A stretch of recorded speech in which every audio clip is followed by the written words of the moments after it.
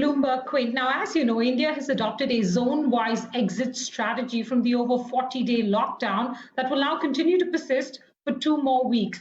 The zonification of states has been accompanied by several do's and don'ts circulars.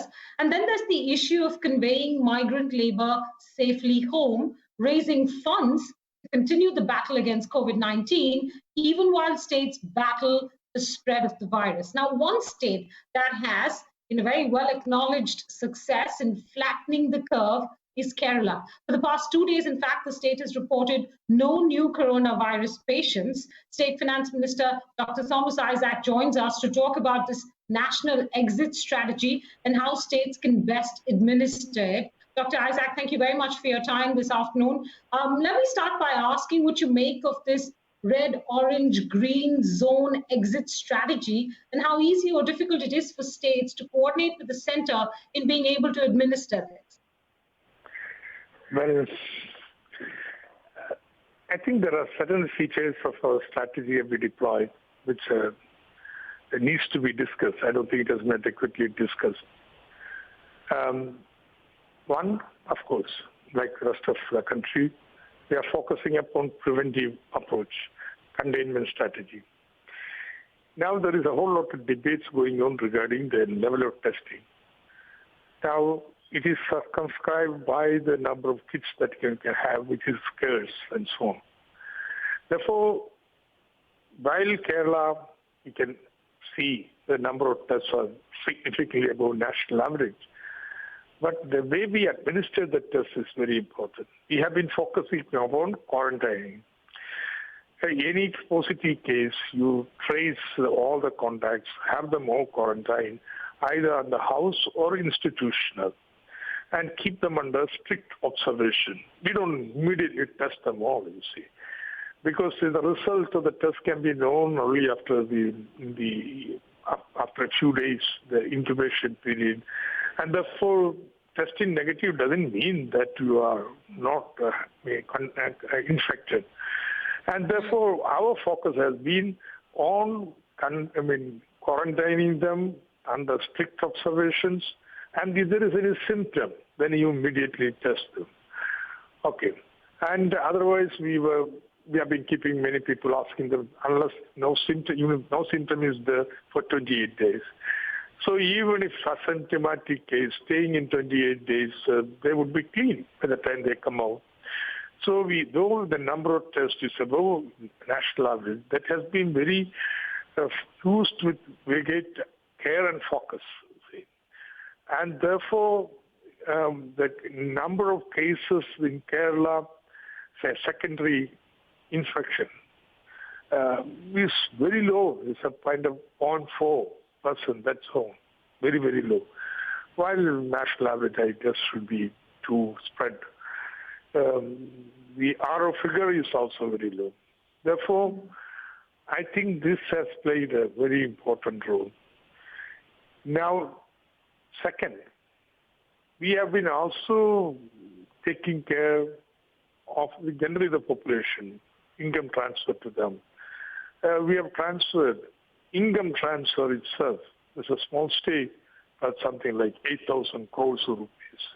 This process is going on. Now, every family in Kerala will have to receive some support. This is very important to keep up the morale and so on. And to keep up the morale, we have been encouraging them, one, to read online festivals and quizzes and so on for children, etc. In fact, my constituency, even the aged join India. All the grannies, they come for competition, the festival, everything online. You have to record it and WhatsApp it at a particular time. The jury judges and gives the reward. So, and importantly, we have been encouraging everybody to come to take to cultivation, a kitchen garden. Okay, not in the field as such. But, Kerala settlement pattern is very peculiar.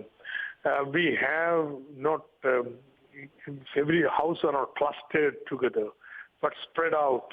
Everybody will have a 10 or 20 or 25 cents of land, and there's a house in the middle. Therefore, everybody has a little bit of homestead land. So we have been encouraging them to take to cultivation. And it's very important. You keep people engaged. You cannot just shut people in the house and say they will take care of themselves. So this has also been done. And if there is lack of food in any house, there are community kitchens who apply the food to them. And so this is also very important to create an environment where people are in the battle. And they feel they are also in the struggle against the epidemic. And all this has been made possible for two agencies. One is the health department. Okay, the public health system in Kerala is very strong. And it is in the public health system that this present government has made the biggest investment. Say our investment in the last 4 years would have been something of the order of 6,000 crores. I mean, not expenditure, but actual, buildings, equipments, and so on.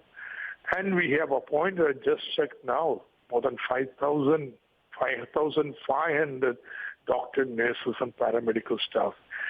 And because we had the experience of Nipah, the moment we heard of it, we have a committee which looks after even pathogen X, unknown virus, anywhere, we track. So the moment Wuhan came to the newspaper, immediately the whole system was activated, control rooms, people to study that, trying to see how many people of Malayalis would be there. There was a group of Malayali students in Wuhan. So we were ready. Okay, the preparedness of this health department has been amazing. And then there is another agency, that is a local government. They're very powerful. In fact, I would say I envy them. They're much more comfortable in money terms than me in the state government, because no government, either left or right, would ever dare to touch the devolution to local governments. I can cut anything else, but not local government. That's not acceptable. So they have money, they have resources and personnel, and they manage the local level. You see, how can a government sitting in the capital plan something in that bar, in that distant corner? So this is it. So these are broadly our approach and factors that enabled us. Today it is 34 cases only. It has come down from total confirmed cases of 500 has come to 34. I'm looking forward to seeing in a day or two Kerala sliding down to single digit. Okay, I think that would be a very creditable achievement. So we are doing that. We know the worst is going to come. Yeah, and that's when all the migrant Malayalis all over the world. There are more than 100 Malayalis have died in the Gulf, Europe, and states. And death toll in Kerala is just 3. And therefore, everybody thinks a safe haven. They want to come back. And you can't say no. You have to accept them. You have to facilitate their coming. But it has also implications, huge implications for the epidemic. So, well, this is it now. This is our moment now. We are preparing for that second wave. Yes, Dr. Isaac, you've compressed beautifully for me what is undoubtedly a long, hard struggle for the state to achieve this well-documented success. But, the question I must ask you, is it on a broader national level? It's not just from a Kerala point of view, but you understand state administration. This effort to slowly exit from a nationwide as well as statewide lockdowns through red, orange, and green zones, would you say that's in, sort of a reasonably realistic administrable effort? Personally, I think we have got to learn to live with COVID virus. This is going to be a part of our life here for some time to come. Maybe a year, but I can say. Therefore, that's my first statement. But, the spread should be controlled in manageable limits. See, you can have a pandemic spread where your hospital facilities cannot treat those who are ill. So definitely the opening up would have to be limited by the number of health facilities you have, number of patients you can treat. You have to keep to that. That is to say, if it goes near to that level, then you have to clamp down. You have to clamp down. Now, in Kerala, our confidence is that, well, there is no community spread.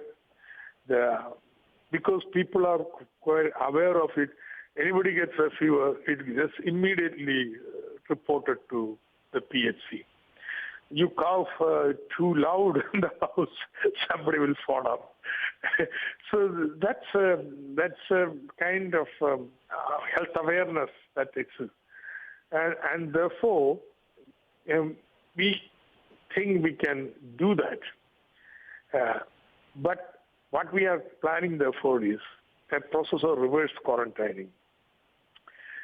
So there would be some cases going on. We are not going to eradicate virus is out there.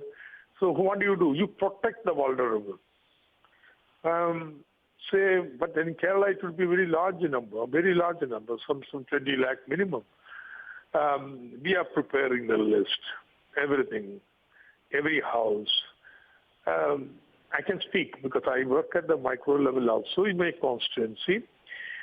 We have the health record of all the citizens, all digitalized. Their pressure, their sugar level, their cholesterol level, height, weight. We have screened them for various illnesses and so on. Therefore, the panchayats are going to deliver notice to the household, every household. There will be people, elected representatives visiting. These people are vulnerable. They should not come out of the house. They should have to stay in the house. And once they stay in the house, okay, it means there should be facility for telemedicine. A medicine will have to be delivered to the house. If there are no food, you provide the food for them. There may be counseling required, palliative care required. Okay, that's a package that the local governments would take initiative for that. So the reverse quarantining all the vulnerable section is the most important. We will ensure that even when we open up, we are not going to give our vulnerable sections to the disease. No, they will not claim it. Second, these people who come from outside, they will have to be quarantined. Right. Not just 14 days, I think. Normally we keep them for 21 days and even 28 days and see if any symptom is there and then you test them and so on. This is going to be a huge thing. We have now prepared about 2.5 lakh accommodation, okay, in various hotels. Under Disaster Management Act, we are taking them all over. Even houseboats, okay. So that's second, that these people will be kept under strict observation. Third is, okay, able-bodied should go out and work, but keeping the social distance. We call it physical distance. We don't call it social distance because when this pandemic started, some people were using to justify age-old custom of pollution in Kerala, where upper caste here keep certain distance from by the lower caste as a deference, which was even measured, so much so Vivekananda called Kerala the lunatic asylum. See. So some people were saying, no, this was what the old custom saying. Therefore, we call it physical distancing and social unity. That's the slogan of Kerala. Now, people are using so many innovative ways. I have got a panchayat in my area where they have decreed that everybody going out of the house has to carry an umbrella. Okay. So, okay, you don't have umbrella, then you can get it at a concessional rate and pay easy installments through women's self-help groups. So if everybody carries an umbrella while walking, even in the night, then you will ensure everybody keep about 1 meter from each other. And you have a mask, sanitizer. So, and it's within the workshops and the factories, we have to relay the whole production systems that you keep the distance from each other. Even protocols for, employment guarantee program that you keep a distance from each other. So this also has to be done very systematically. Now, with this, I think we will be limping back to on full level, 50, 70% of the normal times of economic activity. And this is our exit plan. Dr. Isaac, I think if I remember correctly, in the last notification that the central government put out, Kerala has 2 red zones, 10 orange zones, and 2 green zones, which seem to indicate that actually a full resumption of activity can happen only in 2 out of the 14 zones that the center has put out. Now, of course, this differs from state to state, and then there are these do's and don'ts circulars of for instance, the number of passengers that can fly in buses in green zones, the number of passengers that can fly in cabs in orange zones, and of course, the clampdown on activity in red zones. Can you give us a sense from a state administration point of view on how easy or difficult it is to comply with any of these things? Because you've spelled out very clearly what you're doing at a local level. But these are nationwide guidelines that the center seems to have put down. You see, but this green, red, orange is not a permanent status. They will very rapidly change. You have 2-3 cases appearing, immediately goes in the red zone. Then you have to lockdown. But the green zone will continue. Once the recovery takes place there, then you move them to orange and out. So you have to follow very flexible policy. That's what I'm saying. Very vigilant, not clamping down, but vigilant. And you have a protocol which everybody accepts. A hotspot, triple lockdown, means inside the district. But rest of the district can be certain concessions and so on. So we have now protocols made for that, taking into account what central government has permitted. So people know what is to be done, what cannot be done. So that's very important to have these protocols and advertise them well so that people know it. And people then will, I'm certain, there is an element of fear that has come, and therefore they would comply with it. So we have been trying to tell Delhi that there is a lot of flexibility required. It cannot be micromanaged from Delhi. You see, like in Kerala, as I told you, the local governments, you allow them to innovate various things, and they have a lot of degrees of freedom of what to do. For example, community kitchens, we are left to them to decide when to exit from the community kitchen. Okay, 400 kitchens have closed down. We have 1,400. 400 have closed down yesterday, the statistics. But all these 400, we are converting into budget hotels run by Lehman Group to get, say, 20 rupee meal. And if you are very hungry, you don't have money, still a certain number of meals will be free, subsidized by government. But otherwise, you have to pay 20 rupees. So it is left to the local government to decide how to make this transition, when to make this transition. Therefore, what I would argue is that the central government should have only a broad framework within which the exit plan should be framed by the local government. State governments. Yeah, fair enough. So I understand the need for flexibility, and that's exactly what I was trying to also arrive at or ascertain as we try and successfully exit from this nationwide lockdown. I think the next theme of questions I wanted to speak to you about is, as we exit, how much of the economic activity is returning to states? And we've seen, for instance, yesterday, as you would have noticed, social media was buzzing with news of alcohol shops opening across states in this country and the lines outside. And then, of course, we've had Delhi and a few other states impose a higher tax on alcohol to be able to earn some additional revenue at a time when state finances are so strapped. So what do you make of the exit from an economic activity point of view, and how states can potentially recover a little bit more revenue? Delhi has also, in fact, increased the VAT on fuels. The opening up has to be very carefully calibrated. taking into account not only just government's revenue, that's not the primary concern, the kind of impact it would have upon the possibility of the spread. I mean, difficulty of keeping the physical distancing and so on. So our more or less that agriculture, volunteer-wise also it's permitted, yes, that is cottage industries and so on. But when it comes to construction, now we don't encourage huge massing of people.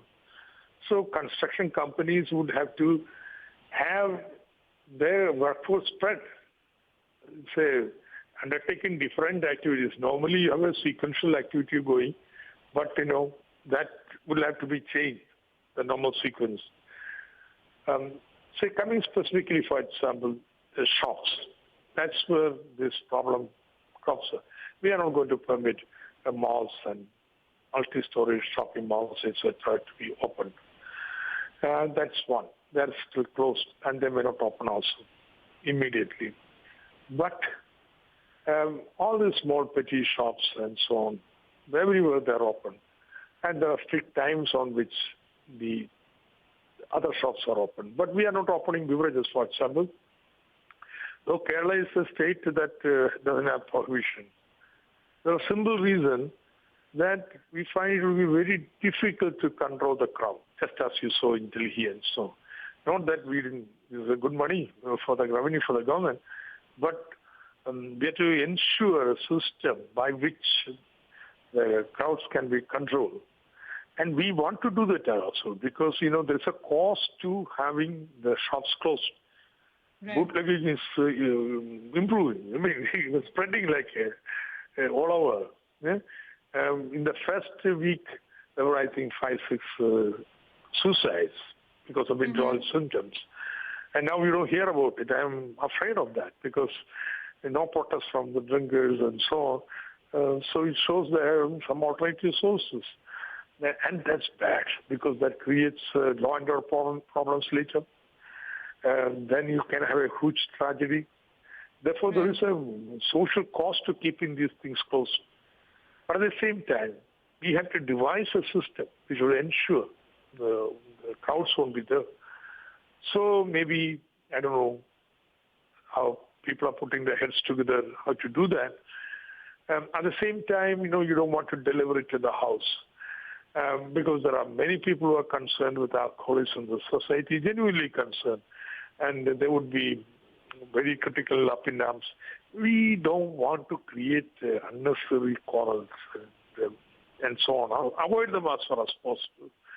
So we thought, okay, for time being, let them remain closed. Then we'll work it out. Let other things open, then we'll open them. So that's the approach that we are adopting. So, and we are going to put certain priority areas. Because now we don't have that much money. A lot of money is going to the health preventive and curative activities. We have to cut expenditure elsewhere also. But there are certain sectors we have identified as priority, which will be our growth engines in the post-pandemic time. One, now Kerala health band is very good. Therefore, we thought, okay, here's a potential for us. The pharmaceutical industry and medical devices industry. And the medical devices park in Trivandrum with the help of Sujitra Medical Devices Institute and so on. That is on the track. And we have already acquired land for a pharmaceutical park in Kochi. And we are trying to bring our public sector, pharmaceutical and others into a consortium so that Kerala produces generic medicine. Okay, that's what we want to do. Generic medicine, but with a Kerala brand, a Kerala generic medicine. So this is a priority area where we are going to put more money, attract private capital, etc. Second, in the post-COVID situation, even after COVID disappears from the face of the earth, IT's importance in the production system is going to increase, robotics and IT and so on, because that's how the production system is going to reorganize, working in the house and so on. And therefore, this is another priority area. We are trying to attract investment from outside. If anybody's maybe, I think there are some people, we have contacts in China and so on who want to come to Kerala.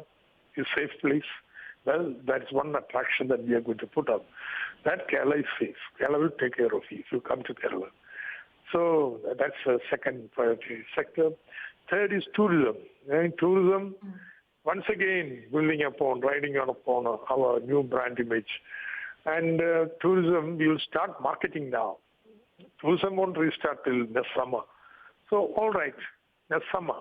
But we are going to start marketing that summer now. So these are our immediate priority areas that we'll be looking for investment. And then Kerala, is a commercial agriculture. We produce only 15% of our grains and 20% of the total food requirements in Kerala. Now, people have moved from agriculture, okay? We used to have homesteads with multiple cropping. Now all labor-intensive crops have disappeared.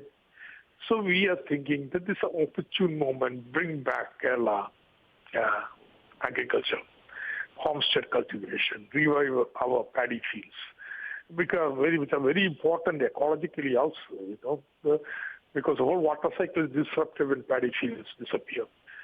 So agriculture is going to be a major concern. Already the campaign started. You have to create the culture of agriculture, okay? So it is not a bureaucratic exercise.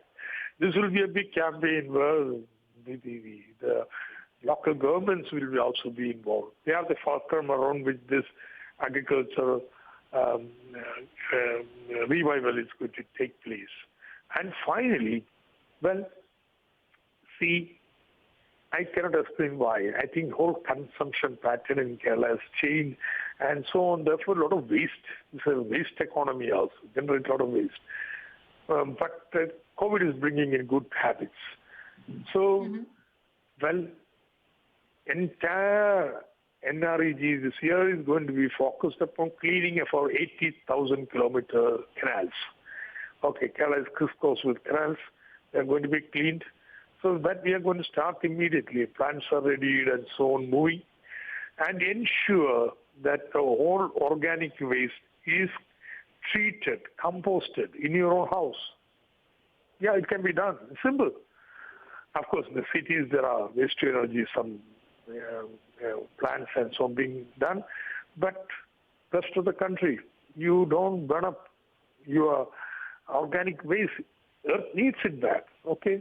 Therefore, there's going to be a big sanitation campaign. Okay, these are the things in the post-COVID world so that we exit from this pandemic a better Kerala.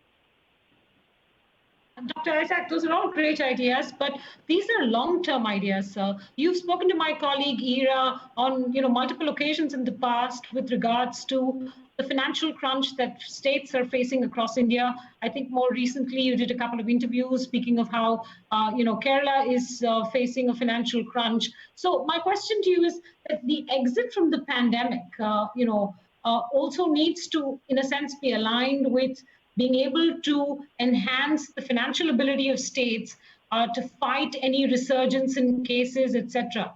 Some states, like I pointed out in my earlier question, like Delhi, have chosen to increase the tax on alcohol or the VAT on fuel, etc. What is the interim solution for states that are facing a financial crunch? Anyway, just a remark, these are not long-term ideas. Agriculture, sanitation, medical devices, the marketing and tourism, all starts now. But there's a larger, longer vision. So now, how do you finance this? How do you finance a war? I think one should read once more what Keynes wrote, how to finance a war. I think that's it. It's a time, okay, you have to raise new resources by tweaking that rate to this rate. It can be done. But fundamentally, at least 10% of the GDP additional money has to be created. 5 to 10%. I'm saying increase the fiscal deficit to 10, make overall fiscal deficit to 15%. Nothing happens. The rest of the world is doing that. So don't ever think of financing this pandemic war by raising that tax, this tax. That may have to be tweaked. Okay. I don't rule it out. But now, what has to be done has got to be done. And therefore, my demand is increase the fiscal deficit ceiling of the state to 5%. To provide guarantee and give the compensation just for GST. 3, additional COVID grant to states. And states on their own should try to raise the money. And at this time, the lockdown, everything is closed. So what other states have done is now a special tax on liquor. Okay, the demand is inelastic and therefore. But Kerala already has done it. Our tax rate on is more than 200%, okay? Highest in the country. So you cannot repeat what Delhi has done. That will be drawing everybody into hooch. So one has to carefully calibrate it, look at it. And other commodities, etc., I am against any increase in GST rate. No. But I am for what that IRS officers, much a malign set of people have done. I agree with them fully. You need a super strict tax. They have to contribute to the war. They have to contribute to the war. The people, the burden of the compression, squeeze on expenditure, lack of money, is borne by entirely the people. By the super rich, they don't. And therefore, it's the justice and equity. There is a super rich tax. Increase the income tax in the higher. Have an inheritance tax. Have a wealth tax. Maybe increase in the, I don't want to say what I'll be trying to tweak and have a discussion in Kerala, but there are some things that the states of Kerala can do. But what we have done is that we have appointed 2 committees, one to study the impact on the economy, other to study the state finances. Now we have also a comprehensive new committee to come to have a financial strategy. Now the revival strategy would come, how to finance that. So a team of experts is working on this, and we are not going to take it for granted. It is going to, a clear plan will be there. Dr. Isaac, do you have any initial thoughts already from that committee? Not yet.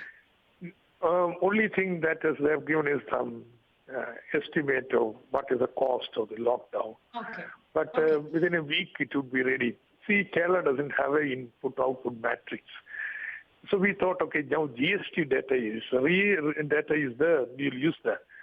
The reason Kerala doesn't have an input-output matrix to estimate these losses in a dynamic way is because we don't have trade matrix.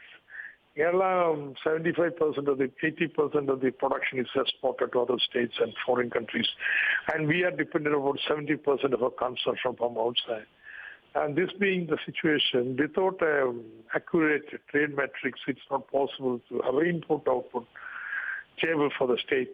So the team is trying to prepare one such thing so that we can look at dynamically what will be the impact.